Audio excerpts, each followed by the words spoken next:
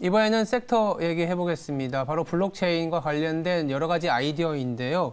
사실 제작진이 요새 선정하는 주제가 작두를 타는 것 같습니다. 그동안 블록체인 NFT와 관련된 관련주들이 사실 좀 부진했다가 오늘 또 이렇게 시세를 내뿜고 있는데, 오프닝 때 말씀드린 것처럼 블록체인과 관련해서는 또 규제도 이제 최근에 이제 많이 부각되고 있기 때문에 여러 가지 규제까지도 챙겨봐야 됩니다. 최근에는 전문가를 넘어서는 유튜버들이 많이 계시죠. 그래서 이분 모시고 자세한 얘기 나눠보도록 하겠습니다. 유튜브 채널인 생존투자 윤수목을 운영하시는 윤수목님 나왔습니다. 안녕하세요. 네. 네, 안녕하십니까. 반갑습니다. 네. 저도 이제 좀 봤어요. 그 유튜버를. 예. 네, 그래서 쭉 보는데 크립토의 전문가시더라고요. 그래서 여러 가지 뭐 아이디어들도 좀 많이 얻어갈 수 있을 것 같아서 네. 시청자분들한테 좀 많은 아이디어 부탁드리겠습니다. 네, 초대해 주셔서 감사합니다. 네, 알겠습니다. 일단 뭐 서두에 제가 좀 말씀드린 것처럼 이제 모셔서 그런지 몰라도 지금까지는 NFT 뭐 이런 부분들이 사실 좀 부진했었거든요. 그래서 네네. 그 이유가 너무 올라서 그런 건지 아니면 좀 규제가 이제 약간 부각돼서 그런 건지 그 배경부터 한번 설명해 볼까요? 예, 좀 많이 가격이 사실 올랐었다가 네. 최근에 보면은 조정을 많이 받았지 않습니까? 네. 예. 조정을 받은 이유는 뭐 매크로 전반적인 기술주 조정도 있겠지만 네. 이제 몇 가지 이유들이 있는 것 같은데 제일 대표적인 게 그런 것 같아요.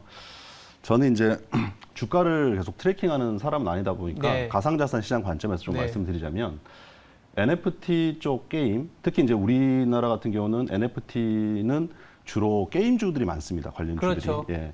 근데 그 중에 제일 대표적인 그 크립토 쪽 게임을 보면 엑시 인피니티라는 게임이 있거든요. 엑시 인피니티가 최근에 좀 이슈들이 있었어요. 어떤 이슈냐면, 엑시 인피니티는 필리핀에서 뭐 직업으로 삼고 한다는 사람도 많다는 얘기 맞아요. 아마 들어보셨을 네, 겁니다. 맞아요. 예. 뭐 한 달 월급에 예. 배 이상을 버니까 뭐 굳이 맞습니다. 나갈 필요가 예. 없는 거죠. 한 달에 뭐 6, 70만 원 충분히 생활비가 네. 되는 네, 수준인데 맞아요. 그런 수준을 벌다가 최근에 이제 수입이 10분의 1 수준으로 떨어져 버렸어요. 리워드로 제공되는 그 토큰들 가격이 하락하면서 그랬는데요. 그래서 최근에 그 유사한 현상들이 이제 국내 그 게임들 뭐 미르4라든지 네, 그렇죠. 무돌 삼국지 이런 것들도 유사 현상들이 지금 발현됐거든요. 그래서 그러다 보니까 이 사실은 게임의 토큰 이코노미 자체가 네. 이게 좀 연속할 수 있는 모델이냐 네. 이런 것들에 대한 의구심들 이런 것들이 좀 나오면서 최근에 이제 좀 조정하는데 좀 일조한 게 아닌가 그렇게 좀 보고 있습니다. 네, 말씀하신 것처럼 이제 게임이 이제 P2E 단순히 P2E 죠. 예전에는 네. 이제 게임 페인 했는데 이제는 네네. 게임 페인이 아니라 뭐 게임을 통해서 돈을 벌기 때문에 직업으로 이제 삼는 분들도 나오시는데 그러다 보니까 이제 P2E를 두고 이제 개발사하고 최근에 게임이가 약간 소송전까지 나가고 있거든요. 이거 어떻게 네. 보세요? 이거 참 사실 너무 안타까운 상황이에요. 네네네. 사실 제가 요 이슈를 보면서 몇 년 전 생각이 많이 납니다. 몇 년 전에 아마 다들 우리가 기억하고 있지만은 네. 블록체인과 가상자산 이걸 따로 떼어놓고 블록체인은 맞아요. 육성하고 그런 가상자산은 이건 좀 너무 투기적이기 때문에 근절해야 된다는 얘기를 많이 했었어요. 근데 이제 일각에서는 기술적으로 떼어낼 수 있다라고 얘기하시는 분들도 계셨고 네. 근데 사실은 퍼블릭 블록체인이 진정한 블록체인인데 퍼블릭 블록체인을 유지하려면 그 블록체인을 유지하는데 유지하는 그 대상들에 대해서 리워드가 제공돼야 됩니다. 그게 이제 가상자산의 역할이거든요. 그렇죠. 예. 근데 지금 그 소위 말해 오픈 메타버스라고 할 수 있는 지금 이런 그 게임 쪽에서 이제 오픈 메타버스로 가는 방향들은 다 결국에는 P2E를 통해 가지고 발현되는 그 NFT가 그 가상자산의 역할하고 똑같단 말이에요. 그래서 그걸 빼고 과연 오픈 메타버스를 우리가 얘기할 수 있느냐. 이제 완전히 좀 다른 얘기인 거죠. 예. 그러니까 기술에 대한 이해가 아직은 좀 부족하거나 이해가 네. 되더라도 뭔가 이제 뭐 투기적인 현상으로 해석을 했었던 그런 부분도 있지 않겠냐. 투기적인 부분이 분명 있습니다. 야, 있어. 예. 무조건 이제 돈이 움직이는 쪽은 더 잘 아시겠지만 투자와 투기가 있기 때문에 반드시 투기가 있다고 해서 근절하거나 이럴 수는 없는 상황이긴 한데 그렇죠. 지금 이제 새롭게 태동을 하고 이해와 성장이 같이 이루어지다 보니까 나올 수밖에 없는 불협화음인 건 맞는데 네. 그래서 최근- 이제 사실 제가 조금만 네네네네. 말씀드리려면 과거에 바다 이야기 때문에 이제 이런 규제 이슈들이 생긴 거거든요. 맞아요. 게임 쪽에서는. 네. 그래서 그 부분은 이해가 되지만 신생 산업이 만들어지고 지금 육성되는 단계에서는 이 부분에 대해서 규제가 좀 완화하는 게 필요하다. 왜 불과 몇 년 전에 블록체인과 가상자산에 대해서 그렇게 결국 가상자산을 좀 규제를 많이 해왔는데 네네네. 결론적으로 지금 몇 년 지나서 보면 국내 기반의 글로벌 비즈니스는 거의 없어요. 그러니까요. 예, 그게 너무 안타깝거든요. 왜냐하면 그쵸. 국내에서 너무나 열기가 강했는데 맞아요. 제대로 살리지 못했단 말이에요. 그래서 게임도 사실 한국 게임들이 잘하고 있는 회사가 많은데 네. 그렇게 될까봐 이제 너무 염려가 되는 것이죠. 예. 2017년 초반에 우리나라의 어떤 가상화폐와 관련된 거래는 뭐 전 세계 탑이었는데 지금은 조금 뭐 많이 좀 그러니까 부진하기보다는 줄어들긴 했지만 한편으로는 또 이제 엇박자인지 모르겠지만 기재부에서 또 메타버스와 관련된 정책적인 투자를 늘린다고 하는데 네. 야 게임위에서는 규제한다 그러고 정책적으로 그러니까 막 약간 뭐랄까요 엇박자가 난다고 해야 되나 이런 느낌도 좀 없지 않아 있습니다. 참 그 부분이 네. 너무 안타깝습니다. 네네네. 예, 앞서 말씀드린 것처럼 결국에는 블록체인은 육성하겠다. 네. 이런 것과 똑같은 얘기거든요. 그렇죠. 메타버스는 육성하겠다. 그렇지만 여기서 자산 취득을 하는 것은 안 네. 된다.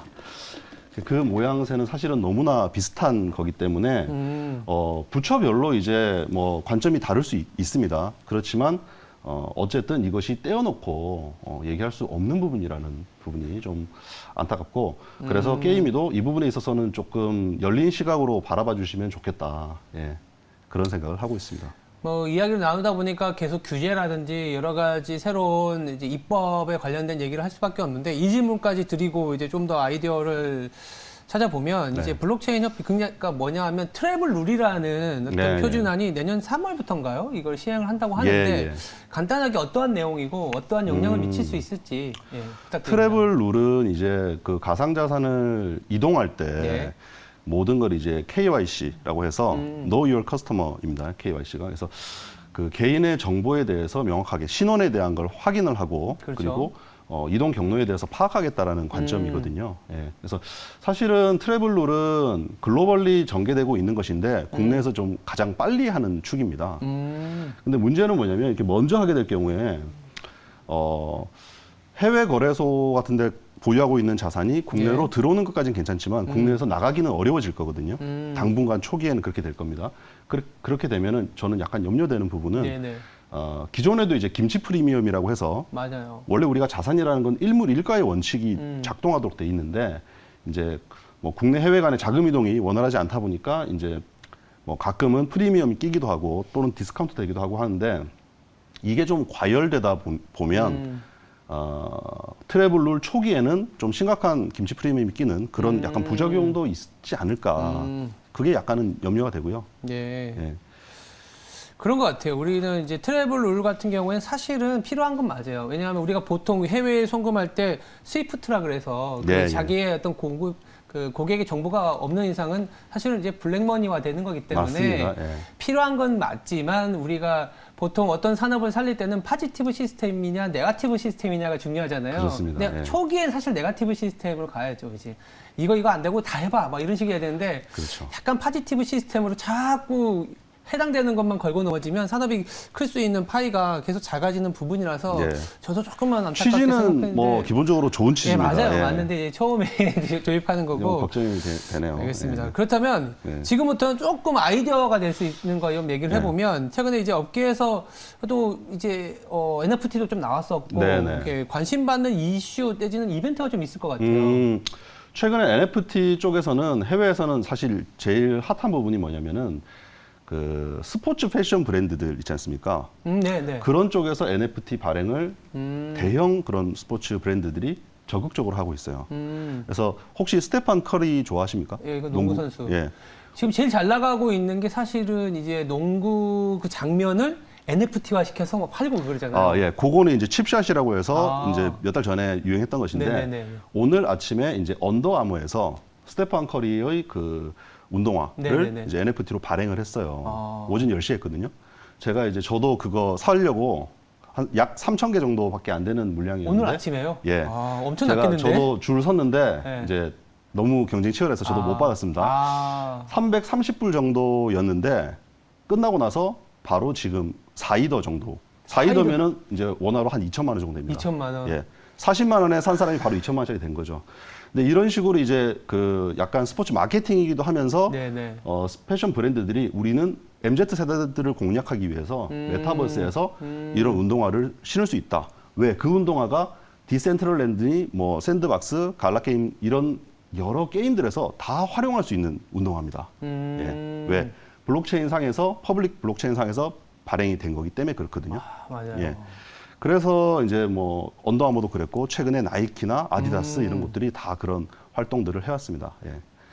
멋있네요. 예. 저희가 예전에 저희 하우스도 이제 자료를 네네. 이제 메타버스 블록체인과 관련된 자료를 냈는데 거기서 화두가 됐었던 글귀가 뭐냐면 절대 꼰대의 마인드로 바라보면 이 시장을 이해할 수 없다. 이게 화두였어요. 그러니까요. 그러니까 아까 말씀하셨던 스테판 커리라는 인물에 대한 관심도도 물론 MZ 세대인 건 맞지만 그 NFT와 그거를 단순히 그걸 왜 살까 이렇게 받아들이면 안 된다라는 거죠. 예, 그 네. 사는 이유를 조금만 설명드리면 네네네네. 단순히 그림 하나를 사는 것이 아닙니다. 그렇죠. 왜냐하면은 그 메타버스 공간에서 그 운동화를 신고 계속적으로 활동할 수가 있는 거거든요. 근데 메타버스 공간은 점점 더 넓어질 것이고 거기서 활동은 점점 더 많아질 것을 감안한다면 그렇죠. 전 세계에서 3천 개밖에 없는 한정판을 그 운동화를 내가 사서 영구적으로 쓸 수 있다? 굉장히 의미가 있는 것이죠. 팬들 입장에서는. 그러니까요. 네. 그리고 보통 이게 어르신들도 예전에는 뭐 우표도 모으고 네. 뭐 그러지 않습니까? 그거의 일환이라고 생각하면 가볍게 생각할 수 있거든요. 네, 근데 네. 눈에 보이지 않기 때문에 가치가 없다라는 생각이 아직도 좀 틀에 박혀 있지 않나. 저부터 좀 반성을 하게 되는데 그렇다면 2022년에 이제 블록체인과 관련된 발전들이 꽤 있을 것 같아요. 네, 네. 최근에 많이 나오고도 있지만 뭐 워낙 전문가시니까 한번 이제 짚어주시기 바랍니다.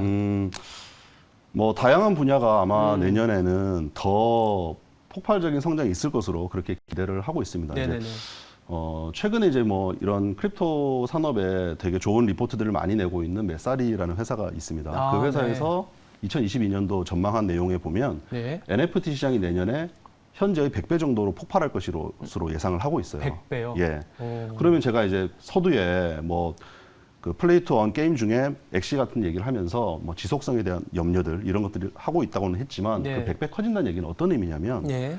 굉장히 많은 기업들이 여기 들어올 것이라는 거죠. 그래서 아마 그것은 국내 기업들 또한 예외가 아닐 것이다 이렇게 예상이 되고요. 네. 예, 그런 관점에서는 이제 그런 쪽으로 확장할 수 있는 그 소위 말해 무형 자산들을 가지고 있는 그런 기업들이 내년에 한번 좀 주목해 볼 수도 있지 않을까 그런 생각을 합니다. 예. 무형 자산과 관련된 그렇다면 우리가 이제 흔히 이제 블록체인 하면은 뭐 알고 있는 지식으로는 뭐 크립토라든지 네네. 뭐 NFT 뭐 이렇게까지 저희들이 짚어볼 수 있는데 뭐 대중들이 아직은 모르거나 지금 계속 커가는 테크 중에 또 뭐가 있을 수 있을까요?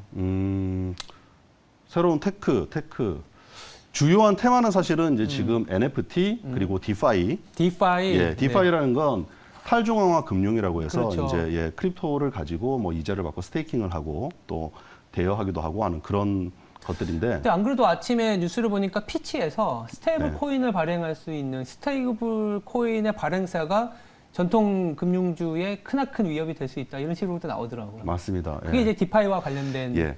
그래서 지금 글로벌리 이 디파이와 관련된 글로벌 통합적인 규제안들이 지금 얘기가 나오고 있어요. 그래서 2022년도에 다른 영역들은 그 가상자산 시장 쪽에서 많이 커질 것 같은데 그 디파이와 관련된 쪽은 좀 종합적인 규제 환경이 구축되지 않을까 이렇게 예상을 하고 있고요. 예. 그렇게 하는 과정에서 현재 기존의 전통 금융 회사들, 뭐 은행이라든지 이런 회사들이 그 디파이 영역으로 조금씩 진입하게 되는 해가 될 것으로 그렇게 저는 좀 전망을 하고 있습니다. 네.